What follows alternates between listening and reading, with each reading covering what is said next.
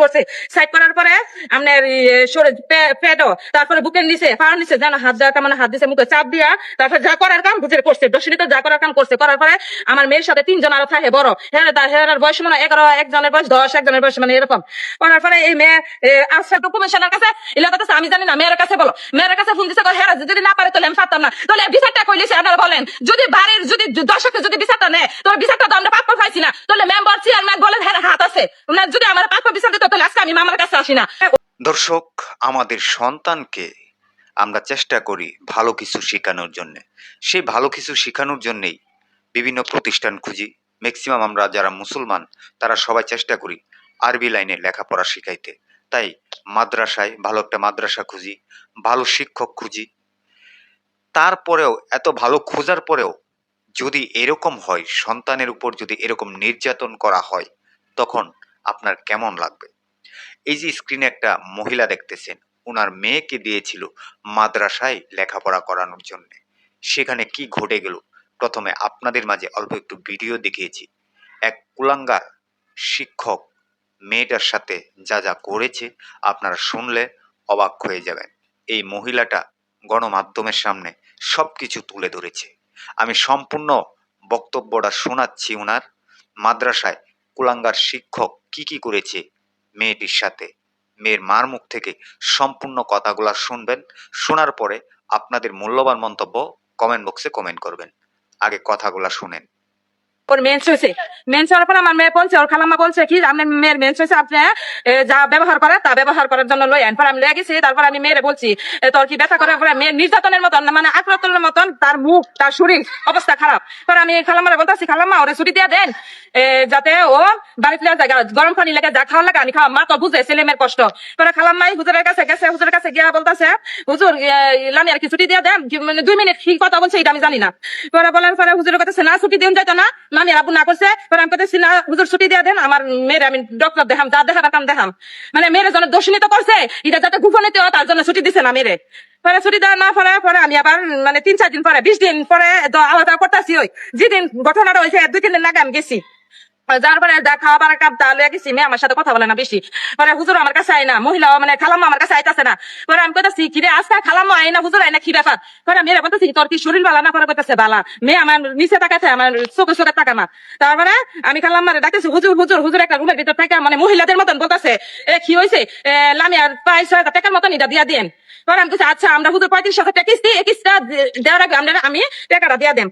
পরে মহিলারা খালাম্মার কাছে, খালাম্মা আপনার কি সমস্যা? আমার মেয়ে ছেলে জ্বর। পরে আমি গেছি গা মেরে বুঝাই। পরে আমার ছেলের কি করছে, ফাটা লাগবো, কাপড় ধরে ফাটা লাগবো। পরে আমি ছেলের দোকানে লিয়ে গেছি, দোকানে লিয়ে যাওয়ার পর আমি তো সত্য করে একটা কথা বল, ভাই তুমি তোমরা কি খাউন টাউনের কষ্ট দেয়? পরে কথা আমার হুদা কয়টা বাজি দিয়ে আমরা খাবার দেন, আমাকে ডেক ফাতিল দে মানে মাজুরির লাগা।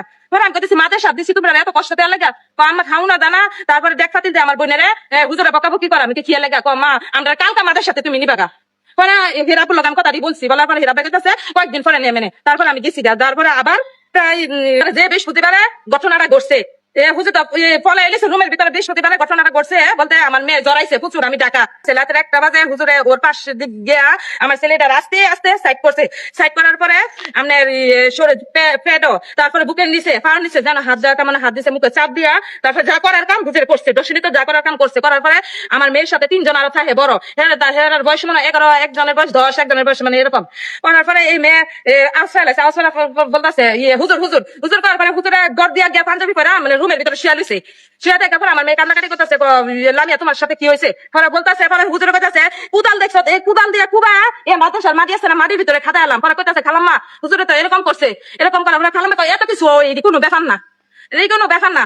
পরে বলার পরে এটি কোনো ব্যাপার না। পরে বলার পরে আমাদের আমার মেয়ে কান্দাকাটি করতে করতে লাইট ফয়েলেছে, মানে রাত্রে হওয়ার পরে এই মেয়ে যে 2টা মেয়ের কাছে বলছে, 2টা মেয়ে বুদ্ধি করে গিয়া মেয়ের মার সাথে বলছে, কইতাছে আমার আমি আর সাথে হুজুরের লাইটে কি জানি করে, আমি এই মাদার সাথে পড়তাম না।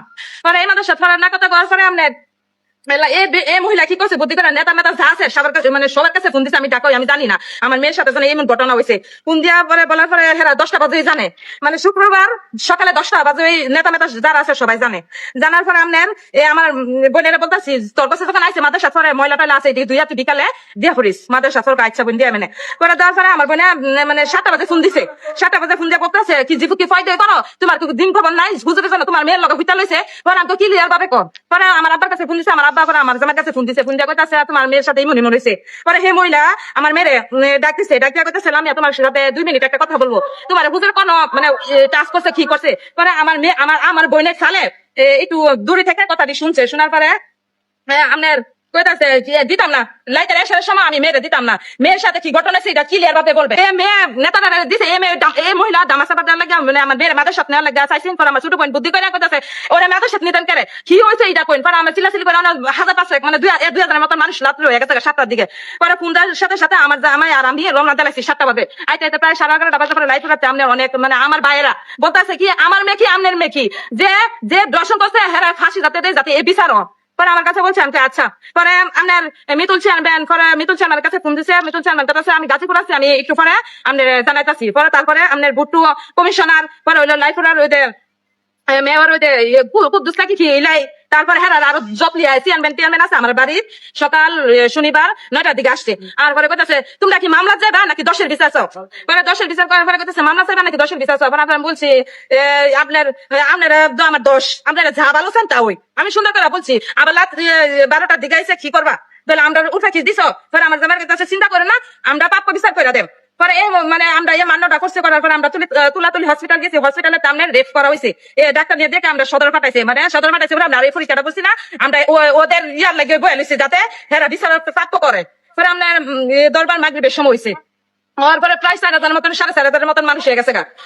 মিতুল বা ভুট্টু আর কি ঘুষাতে কি জানি বক্তব্য দিছে। তারপরে ঝগড়াঝগড়ি হয়ে গেছে। পরে আনন্দ ভিটপাট করছে না, মানে দরবার শেষ। দরবার শেষ করে আমার জামাই কইছে কি মানুষ যা গেছে ছোট করে একটা ভিটপাট করে দরবারটা শেষ করে লাই। পরে মিতুল চেয়ারম্যান ফোন দিছে, ফোন দেওয়ার পরে ভাই তুমি জানবে বালা হ্যাঁ তুমি করো আর তুমি কইয়া ভুট্টু কমিশনের কাছে ফোন দাও।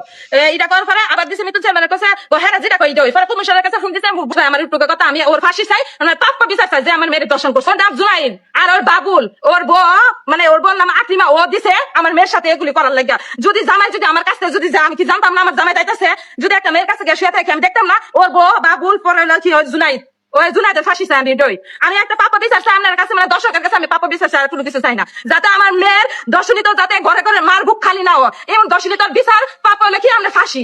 দর্শক এই যে কথাগুলা শুনেছেন, মেয়ের মা যে কথাগুলা বলেছে তার মেয়েটাকে দিয়েছিল মাদ্রাসায় লেখাপড়া করানোর জন্য।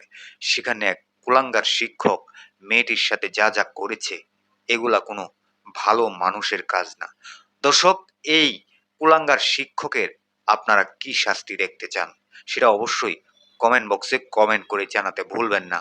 আর এই ভিডিওটা সর্বোচ্চ শেয়ার করে সবার নজরে আনেন, প্রশাসনের নজরে আনেন, যাতে এই কুলাঙ্গারে দ্রুত গ্রেফতার করে শাস্তি দেয়া হয়।